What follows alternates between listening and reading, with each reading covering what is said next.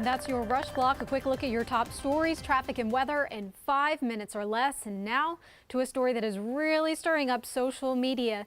Dick's Sporting Goods making a move to get guns off the street by destroying $5 million worth of rifles of their own inventory. And it's not the first time the store has caused buzz online, making headlines.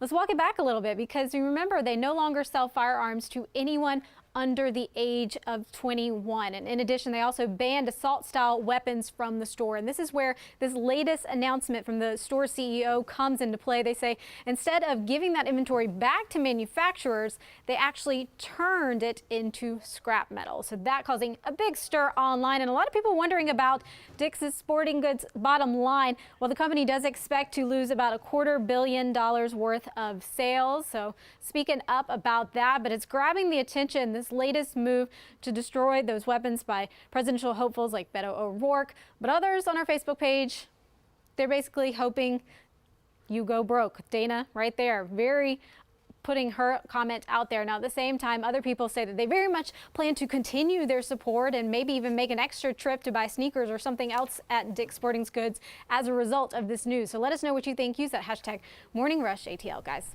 We hope they go broke, and loving this business more and more. Very differing opinions on what Dick decided to do with its merchandise. I would assume that they paid for all of this up front, and that they're saying it's their goods. They can do whatever they want with it. But another person brought up an interesting point that Liza went through, is perhaps donate it to the military. That could have been another option. Yeah, I mean, if that's something that the military would want. I mean, I don't know what those particular rifles, I think with the military, they have their standard in firearms. But yeah, still, it could have been a good idea there. And I think you're going to get two different sides of that coin. Really folks, strong sides. You know, well, yeah, especially folks, you know, that support the guns and the gun rights and the NRA and everything. And then, of course, people that do not. I think you're going to see both of that.